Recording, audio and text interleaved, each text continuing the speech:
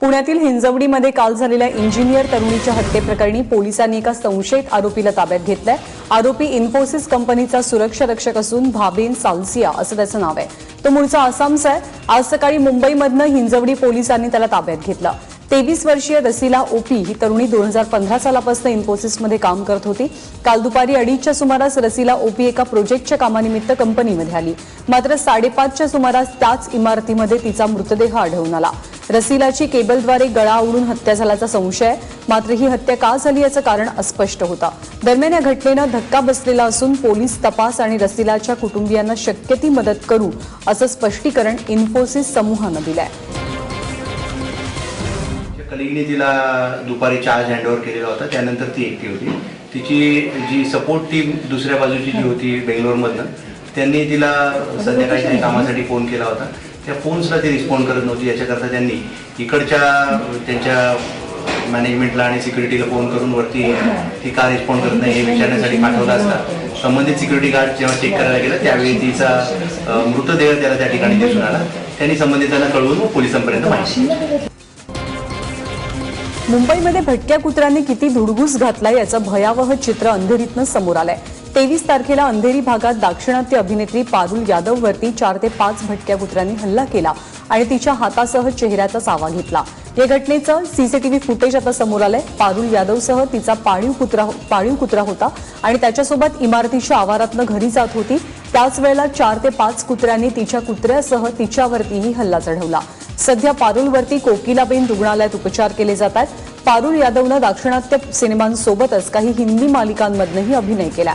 दरम्यान काही महिन्यांपूर्वी भटक्या कुत्र्यांच्या बंदोबस्तासंदर्भात सुप्रीम कोर्टात याचिका दाखल झाली होती। त्यावर भटक्या कुत्र्यांनाही जगण्याचा अधिकार आहे असं मत सुप्रीम कोर्टानं व्यक्त केलं होतं। नागपूरच्या टिमकी परिसरात किरकोळ कारणावरून 2 भावांवर जीवघेणा हल्ला झालाय। यात 23 वर्षीय दर्शन निमजेचा मृत्यू झालाय, तर 25 वर्षीय मिथुन निमजे हा हल्ल्यात गंभीर जखमी झालाय। काल रात्री टोपोटची विहीर असलेल्या परिसरातल्या निमजे बंधूंचा परिसरातल्या युवकांशी किरकोळ कारणावरून वाद झाला। त्यानंतर युवकांनी 2ही भावांवरती हल्ला केला, ज्यात एका भावाचा मृत्यू झालाय तर दुसरा भाऊ मृत्यूशी झुंज देतोय।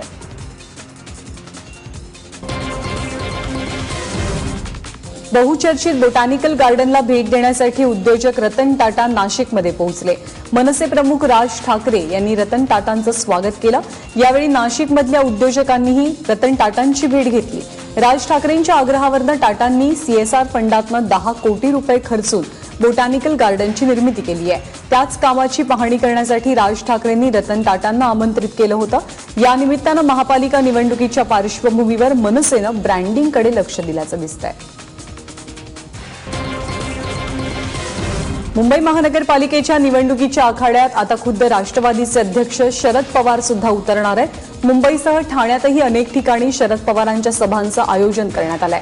सभांमधनं प्रामुख्यानं सेना भाजपची युती, त्याचं नाट्य आणि मुंबई महापालिकेतला भ्रष्टाचार या मुद्द्यांना पवार लक्ष करतील अशी माहिती आहे।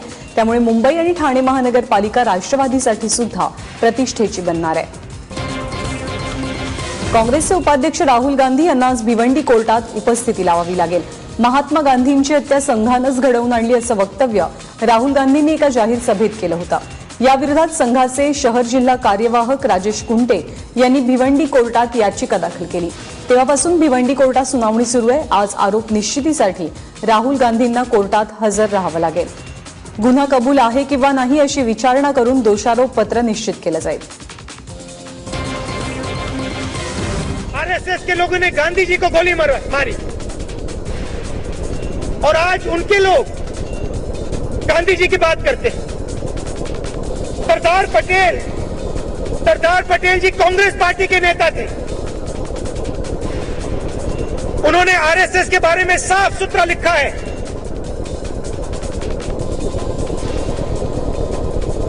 उनके संगठन के बारे में बहुत साफ सुथरा लिखा है।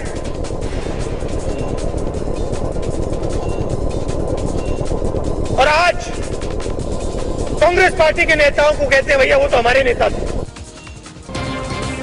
मुंबईतल्या लालबाग फ्लायओव्हरची वाहतूक पुन्हा सुरू करण्यात आली आहे। सकाळी फ्लायओव्हरला भेग पडल्याचं दिसल्यानंतर या पुलावरची दोन्ही बाजूंची वाहतूक बंद झाली होती।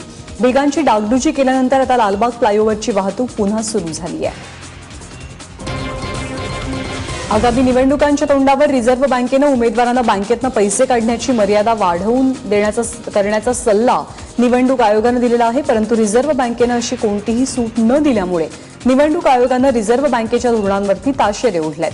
रिझर्व्ह बँकेला या चलन कोंडीचं गांभीर्यच नसल्याचं मत व्यक्त करणारं पत्र निवडणूक आयोगानं धाडलंय.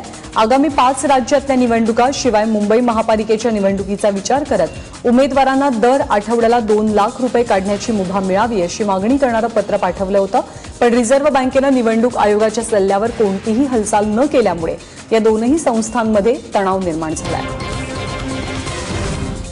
नुकतेच भाजपत दाखल झालेल्या ओमी कलानी यांनी उल्हासनगरमध्ये आयोजित भर सभेत तलवार दाखवून स्टेजवर एंट्री केली. या सभेसाठी मोठा बंदोबस्त तैनात असल्यानं पोलिसांच्या डोळ्यादेखतच हा प्रकार घडला. महत्वाचं म्हणजे ओमी कलानी हे कार्यकर्त्यांच्या खांद्यावर बसून तलवार फिरवत स्टेजवरती पोहोचले. निवडणूक काळात परवानाधारक शस्त्र बाळगणाऱ्यांना आपल्याकडील शस्त्र पोलीस स्थानकात जमा करण्याचे आदेश दिले गेलेत. मात्र तरीही पोलिसांच्या समोरच उल्हासनगरमध्ये कायद्याची पायमल्ली करण्यात आली.